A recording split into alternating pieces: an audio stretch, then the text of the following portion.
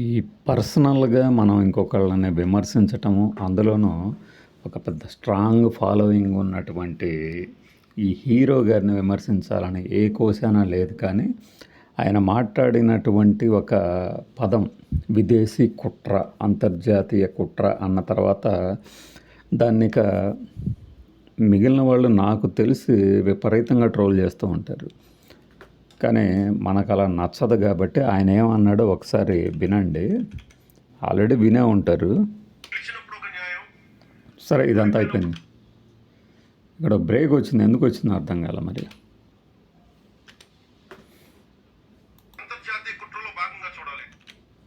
ఏది గెలిచినప్పుడు ఒక న్యాయం,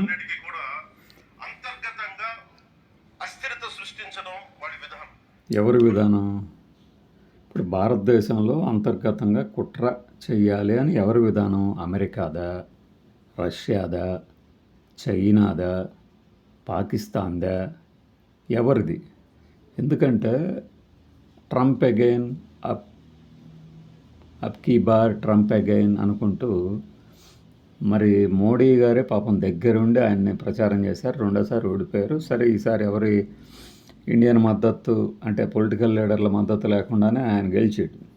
గెలిచిన తర్వాత వెంటనే మన వాళ్ళందరూ కూడా అభినందనలు తెలిపారు. అది వేరే విషయం.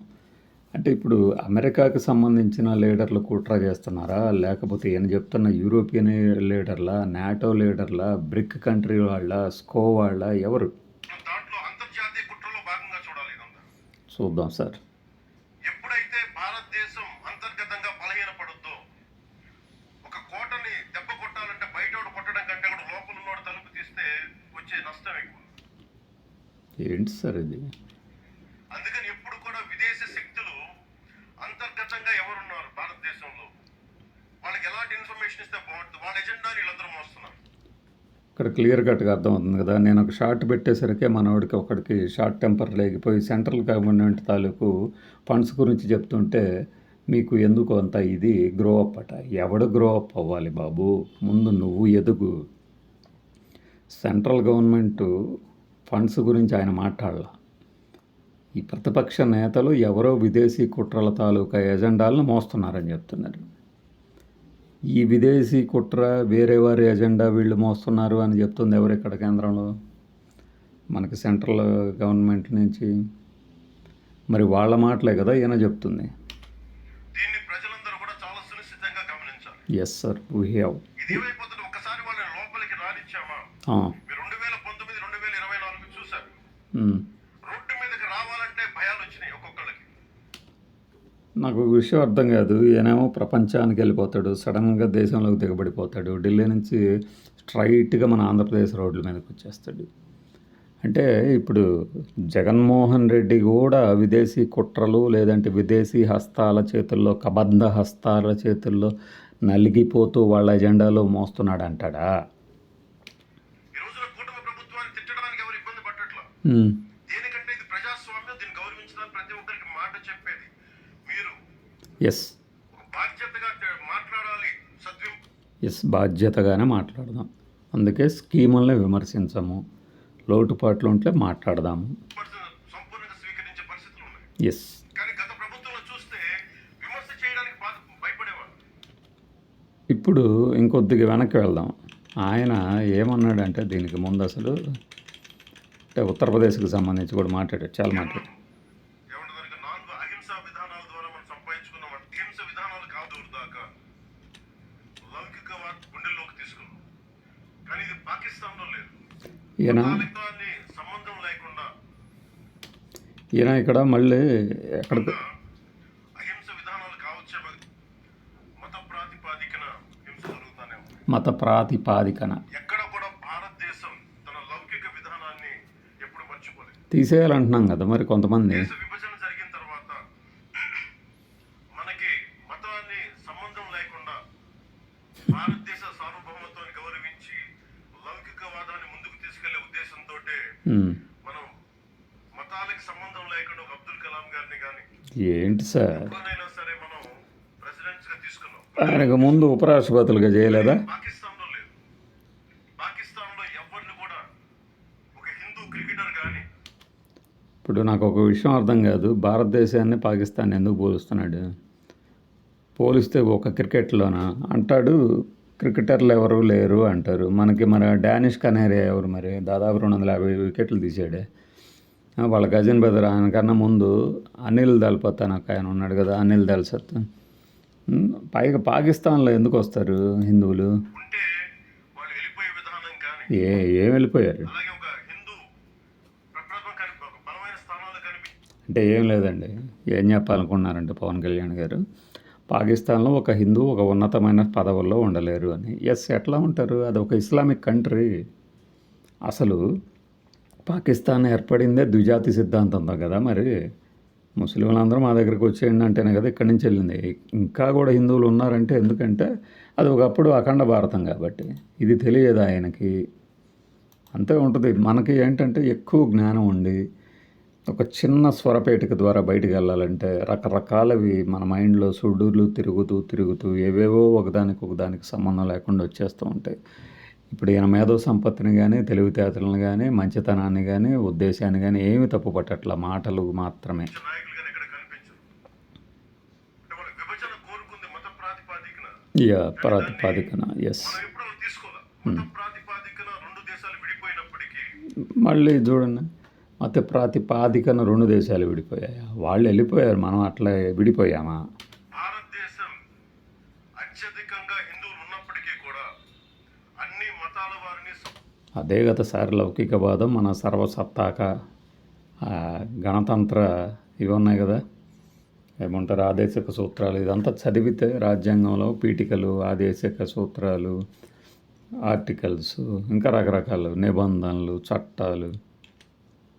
ఈ సంస్కృతికి ఎవరు నేర్పించక్కర్లా, పరాయి వాళ్ళు నేర్పించక్కర్లా, ఎస్. యూరోపియన్స్ నేర్పించక్కర్లా. చూసారా వేసాడు ఇక్కడ. ఈ స్ఫూర్తిని మనందరం ముందుకు తీసుకెళ్ళాలి. ఎస్ సార్, తీసుకెళ్దాం. అలాగే ముఖ్యంగా మహిళలకి త్యాగాలకి చెప్పినప్పుడు ఆ ఈ అభివృద్ధి కానీ ఆర్డర్ బలంగా లేకపోతే వచ్చే దుస్థితి కానీ ఏదో చెప్తున్నాడు చూడండి, పెట్టుబడులు రావట. ఉత్తరప్రదేశ్లో యోగి ఆదిత్యనాథ్ గారు ముఖ్యమంత్రిగా ప్రమాణ స్వీకారం చేసిన తర్వాత 8 సంవత్సరాల కాలంలో ఎస్. అది 15 లక్షల రూపాయల కోట్ల పెట్టుబడిని 15 లక్షల కోట్ల పెట్టుబడులు అండి. ఆకర్షించడం జరిగింది. ఎన్ని గ్రౌండ్ అయినాయి? అంతకుముందు ఒక అన్రూలీ స్టేట్ గా ఉండేది. పెట్టుబడులు రావడానికి సాహసించేవారు. నాయన, పెట్టుబడులు రావడానికి సాహసించడానికి అన్రూలీ అంటే కొంత కారణం అయి ఉండొచ్చు, కానీ అక్కడ ఎఫ్డిఐలకి మనము 2014 తర్వాత బార్లా తెరిచాం తలుపులు. డిఫెన్స్ రంగంలో కానీ, బీమా రంగంలో కానీ, ఇంకొక రంగంలో కానీ మనము సరళీకరణ చేసుకుంటూ వెళ్తున్నాం, సింప్లిఫికేషన్ చేసుకుంటూ. ఆ క్రమంలో అన్ని స్టేట్లకి వస్తున్నాయి. ఈయన చెప్పిన దానికి నేను ఒక సోదాహరణంగా చెప్తాను, వినండి. కానీ ఆయన రాగానే ఆయన పెట్టింది లా అండ్ ఆర్డర్ చాలా బలంగా ఉండాలి. దానివల్ల ఈ రోజున వాళ్ళకి 15 లక్షల పెట్టుబడి వచ్చింది. 15 లక్షల కోట్లు. అలాగే ఆంధ్రప్రదేశ్కి లా అండ్ ఆర్డర్ చాలా చాలా క్లిష్టమైంది. సరే, ఇక్కడికి వచ్చేసాడు కదేనా. ఇప్పుడు నేను చెప్తాను అనమాట. మన గురువుగారు మాట్లాడిన తర్వాత కాస్త రీసెర్చ్ చేస్తే ఇప్పుడు ఉత్తరప్రదేశ్ వెబ్సైట్లో ఏమైనా ఉందంటే ఎఫ్డిఐలో అంతకుముందు కేవలం 3,000 కోట్లే వచ్చాయని. కానీ అసలు విషయం అది కాదు. మీకు వరల్డ్ బ్యాంక్ తాలూకు నివేదిక ఒకటి ఉంది, documents1.worldbank.orgలోకి వెళ్ళి చూడండి. క్యూరేటెడ్ ఫార్మాట్లోకి వెళ్ళి India investment and employment in Uttar Pradesh from freight corridors అని కొట్టారనుకోండి, అందులో contribution to the Uttar Pradesh economy and industrial output, gross district domestic product GDDP గ్రూ at around 8% from 2005 to 11. Compounded అంటే సిఏజిఆర్ అంటారు, కాంపౌండెడ్ యాన్యువల్ గ్రోత్ రేట్ అంటే ప్రతి ఏటా పౌనఃపున్యాల పద్ధతిలో పెరుగుతూ పోతున్న వృద్ధి రేటు అని. Marginally higher than that of Uttar Pradesh 7.3. Among sub regions Agra Aligarh has grown at a lower rate 6.3. Industrial sector of 3 sub regions contribute around 27% to the industrial output of UP. అంటే 3 industrial కారిడార్లు ఇక్కడ తీసుకురావడం జరిగింది. అవే ఇప్పటికి కూడా బీభత్సంగా అభివృద్ధి చెందుతున్నాయి. ఇక్కడ కోస్టల్ కారిడార్ లాగా మనకి అక్కడ ఫ్రైట్ కారిడార్లు రకరకాల ఈ హైవేలు తీసుకురావడంతో ఏంటంటే ఈ గ్రోత్ ఎకనామిక్ కారిడార్ అనేది బాగా స్టేట్ జీడిపి పెరగడానికి, జిఎస్డిపి పెరగడానికి ఉన్నాయన్నమాట. అవి Kanpur Auraiya clusters, Agra Aligarh clusters, Allahabad Varanasi clusters. ఈ 3 చోట్ల భారీగా ఏర్పాటు చేశారు. Hardware, fabrication, light engineering, food processing and barcode, brocade, weaving, dyeing. ఇది అలహాబాద్ వారణాసిలో ఉంది. కాన్పూర్ ఔరాలియా క్లస్టర్స్లో leather and products, plastic packaging, perfume and fragrance and hosiery. అంటే ఈ 3 చోట్ల ఒక గ్రోత్ కారిడార్ లాగా పెట్టడమే కాకుండా కొన్ని హైవేలు ఇలాంటివన్నీ ఏర్పాటు చేశారు. ఇవన్నీ కూడా ఎప్పుడంటే 2005 నుంచి 2011 దాకా world bank technical assistance aimed at identifying industrial and investment options that leverage the development of Amritsar Kolkata industrial corridor. The first phase completed in October 2013. ఇలా దశల వారీగా జరుగుతూ వచ్చాయి. అలా జరుగుతూ వస్తున్న క్రమంలో 2017లో యోగి ఆదిత్యనాథ్ గారు పదవి చేపట్టారనమాట. ఇది ఇంత హిస్టరీ ఉన్నది. ఇప్పుడు గ్రోత్ అనేది ఒక ఏడాదిలో వచ్చి పడేది కాదు. అలానే ఈయన చెప్తున్నటువంటి విధ్వంసము, శాంతి భద్రతల లోపము, అసలు ఏమంటారంటే రోడ్ల మీదకి రావడానికే భయంగా ఉండేది అన్నప్పుడు మన హీరో గారు ఇప్పుడు డిప్యూటీ సీఎం గారు మరి అప్పుడు ఇప్పటం వెళ్తూ ఎంత హడావిడి చేశారు చూశారు కదా. అలానే పోలీసులు పక్కన పెట్టేసుకొని ఎంత పెద్ద గొడవ చేశారు అవన్నీ కనబడుతూ ఉన్నాయి కదా. మరి శాంతి భద్రతల కోణంలో అంత బాధపడే ఈయన ప్రతిపక్ష నేతగా ఉండి అలా చేయవచ్చా? ఓకే, విధ్వంసకర పాలనని అంతమొందించేందుకు నేను అలా చేయాల్సి వచ్చిందని ఇప్పుడు సర్ది చెప్పుకోవచ్చు.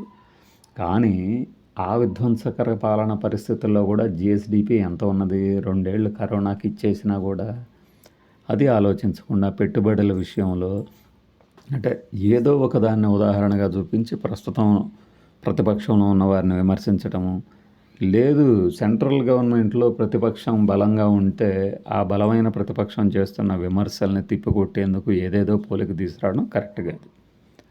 రాహుల్ గాంధీ గారు అడిగిన ప్రశ్నలకి ఎలక్షన్ కమిషన్ సమాధానం చెప్పాలి, అది ఎలాగున్నా సరే. కానీ బీజేపీ వాళ్ళు వారికంటే ముందు స్పందించేసి ఈ రోజున బండి సంజయ్ గారు ఒక మాట అంటున్నారు, అసలు మాకేంటి సంబంధం ఓట్ చోరీతో అని. రైట్, మంచి మాట అన్నారు. మరి మీరెందుకు స్పందిస్తున్నారు ప్రతి విషయం మీద? సుప్రీంకోర్టులో పిటిషన్ వేస్తే సుప్రీంకోర్టు ఈసీని అడుగుతుంది, లేదంటే ఏ గవర్నమెంట్కి సంబంధించి వారు అడుగుతున్నారు ఆ ప్రభుత్వాలు స్పందిస్తాయి. బీజేపీ ఎందుకు స్పందిస్తుంది మరి అతిగా? రాహుల్ గాంధీ గారు ఇప్పుడు బీజేపీ లబ్ధి పొందింది దీనివల్ల అంటున్నారు కదా. లేదు, మేము లబ్ధి పొందలేదు, ఇవన్నీ శుద్ధమైన ఆరోపణలు అంటే సరిపోతుంది. కానీ ఓట్ చోరీ జరగలేదు, ఓటర్ల డేటాలో ఏ తప్పులు లేవు అని ఎలా చెప్తారు? ఎలక్షన్ కమిషన్ కదా ఇప్పుడు ఎన్నికల వాయిదా వేయాలా వద్దా, రీపోలింగ్ జరపాలా వద్దా, ఓటర్ల జాబితా ఇవ్వాలా వద్దా, ఇదంతా ఈసీ పరిధిలోది అని చెప్పి కోర్టు కూడా చెప్పినప్పుడు ఈసీ వైపు నుంచి వేరే వాళ్ళు స్పందించాల్సిన అవసరం ఏముంది? ఇన్ని కోణాలు ఉంటే మనకి అవసరమైన చూడాలనుకున్న కోణాన్ని మాత్రమే ప్రదర్శించటం ఈ మధ్య అందరికీ అలవాటైపోయింది. అఫ్కోర్స్ నాకు కూడా అయి ఉండొచ్చు. కాబట్టి మరి మన చాలా బీభత్సమైనటువంటి జ్ఞానము కానీ దానికి ముందు నిఘా వర్గాలతో తనకున్నటువంటి సాన్నిహిత్యంతో కానీ పవన్ కళ్యాణ్ గారికి ఇది విదేశీ కుట్రలాగా అనిపిస్తుంది. నేను చిన్నప్పుడు ఉన్నప్పుడు రేడియోలో వినేవాడిని, ప్రతిదానికి ఇందిరాగాంధీ గారు, ఎన్టీఆర్ గారు ఇందులో విదేశీ కుట్ర ఉందని ఆరోపించేవాళ్ళట. ఇప్పుడు ఈయన కూడా ఆ సరసన చేరిపోయాడు అనిపిస్తుంది. మరి బై.